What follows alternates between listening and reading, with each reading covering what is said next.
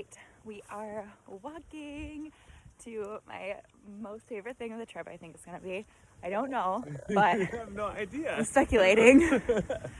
It's a full day kayak trip to a glacier, and I can't pronounce the glacier, but I will put it right there. I'll link it. Smash that subscribe button.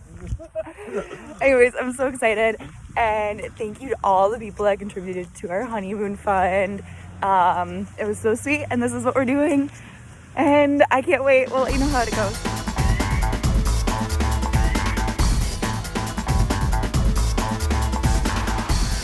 Hey everyone. All right, so we had the most incredible day with Kayak Adventured Worldwide in Seward, Alaska.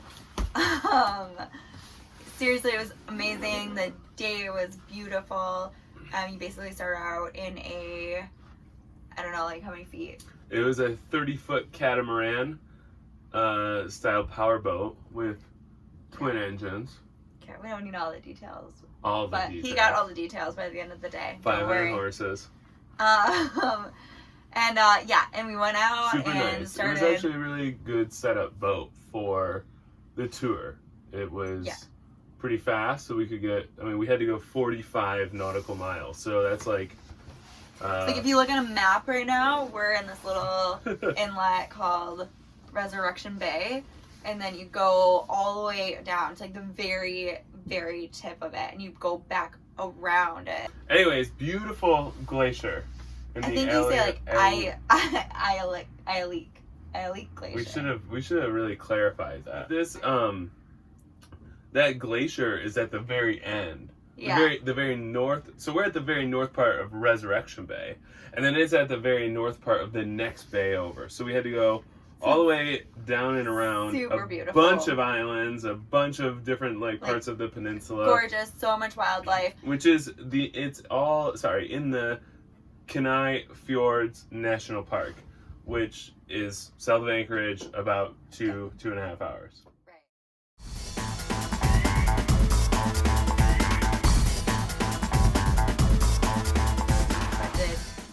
Sea lions and seals. There were cute little puffins everywhere. So many puffins, and they're the cutest little bird ever. Yeah. Little penguin flappers. They're so sweet. But we literally saw like 30 killer whales, orcas.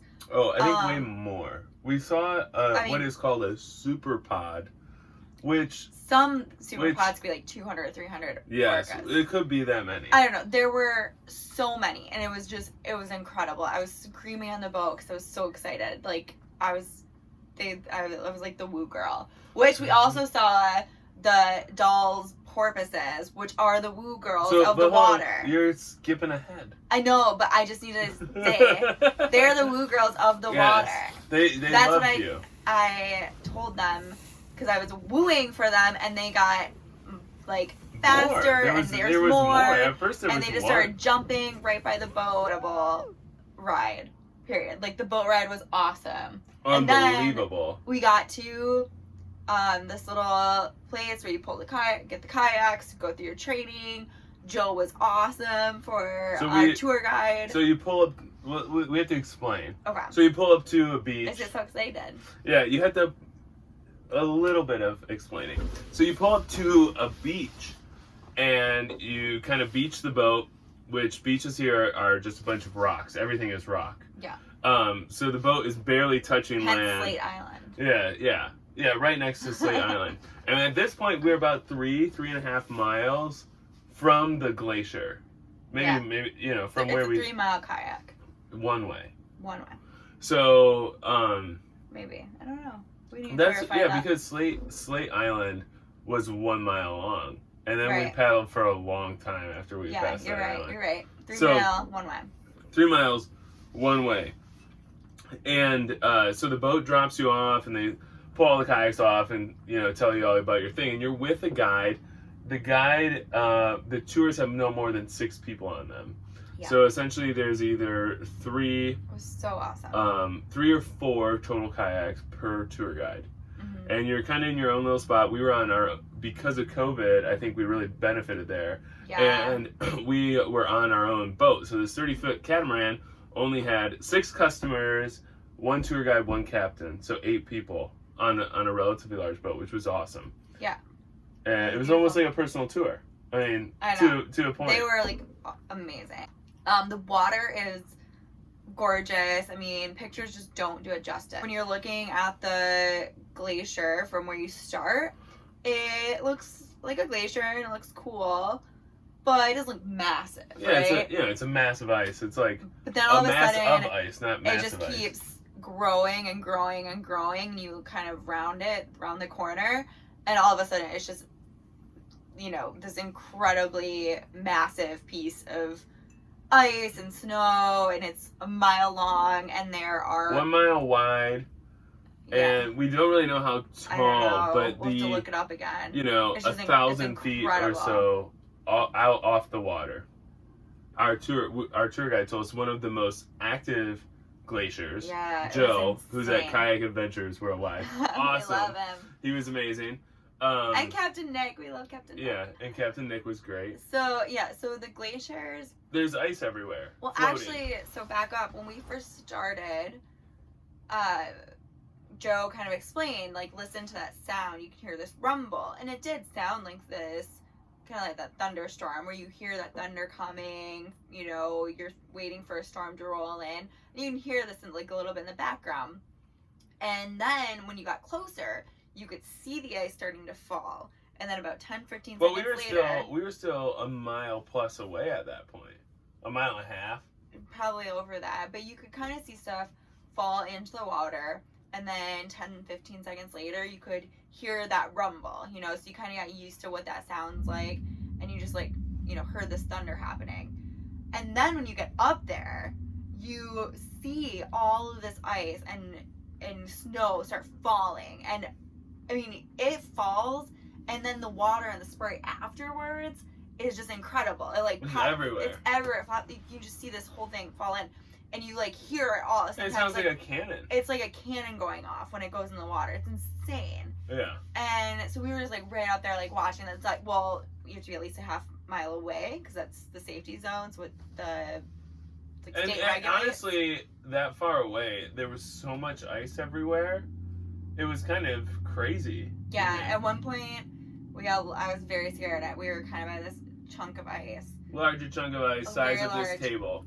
It was larger than that, and you're supposed to stay away from them, like 1 kayak length, because underneath a glacier, it's larger, right? And if it starts to turn... Underneath an iceberg. An iceberg, yeah. And if it starts to turn, it can kind of take your kayak with it, and we got kind of, I think, a little too close.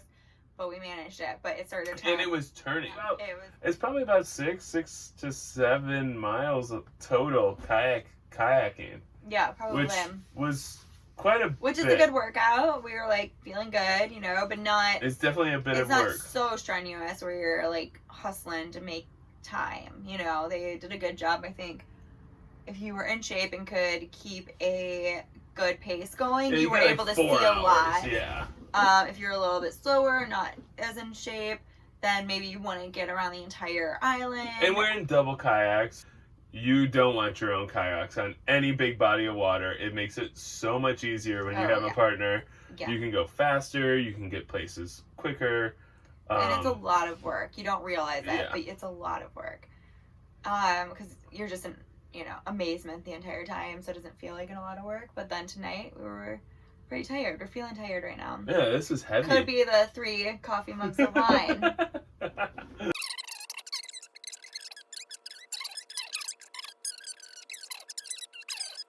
We're on our way back, and we saw so much wildlife again. The dull porpoises. I already talked about them. But they were on the way back, actually, and they were so fun. They like to swim next to boats when you're going around 12 miles an hour. Over 12 miles an hour. The book that was on the boat said if you go 12 or under, they get bored of you and leave. And then they leave. So they were super fun, and we had a bunch of them. Yeah, they're like a dolphin, so they kind of jump right in front of the boat. So a bunch of us were all standing on the bow of the boat taking videos. Awesome. It was great. It was awesome. And then we we saw some other cool coves and very. Well, the fog came in, which was absolutely insane. You couldn't see 2 feet in front I forgot about that. Oh in my front of gosh. your face. Yeah, there were so many highlights that we forgot about the lowlights. The fog was actually like. Yeah, the fog came over. So incredible. So it looked beautiful on the side coming down from the glacier, and you just saw it coming in from the mountains, and it was just very cool and beautiful. And then Nick, the guy driving the boat, was like, "Yep, that's right where we're going." Captain Nick, he said, "That's right where we're going." And we turned the corner, and it was just unbelievable. White, just white. Whited out. Yeah, it was crazy. Where are you going? Get another beer. Yeah. Keep talking. And so. Yeah, you had to use the navigation system or their sonar and find out where the other cruise ships were. Oh, yeah. But, you know, they do this all the time, so nothing to be worried about. I would not worry about that. Or if you have a bad day or something, don't hesitate to still go. But, yeah, so that was actually kind of a cool experience in a way. Like, it was. It was a beautiful day, but it was also kind of neat to see that side of it. Sorry. And Nick also said that he's had days where it was like that in Seward. It was so foggy and cloudy that they didn't think they were going to see anything, and they went out and they still saw a lot of dolphins, a lot of wildlife. So yeah, you never know what you're going to get. It sounds like that's the theme in Alaska. Yeah. Is you have to just kind of see what happens. Alex, we gotta wrap this up. Hi. But we have to talk about. You said that you really want to see a humpback whale. Humpback whale. And lo and behold, a humpback whale came out after I did my humpback whale mating call. So, adding that out too. So yeah, we did. Anyways, a lot of the whale watching boats insane. talk to each other, so they kind of know what's going on when there's a lot of boats out, like today on a Saturday, and they said that there was some whale activity over in this other cove, so we kind of went over there. It was on Box Island, I want to say is what the name of the island Box was. Island, yep. Tail, cool picture with the tail, and we just got the camera, or we're just borrowing the camera that we use, and so we don't have one of those awesome photos, but we'll Google one and put it in a slide after that. But that's basically what we felt like. It was awesome. It was amazing. incredible. They're super cool. They're 30 tons. They're 60 feet long. Oh, I mean, they're just massive animals. Incredible. So it was cool to see one in the wild. So this is literally day 2.5. It's our second full day in Alaska. We spent 2 nights in Seward, and then our next plan is we're going to Homer, and then we're going to head north of Anchorage, kind of up to towards Denali. So we're super excited. And it's just gorgeous here.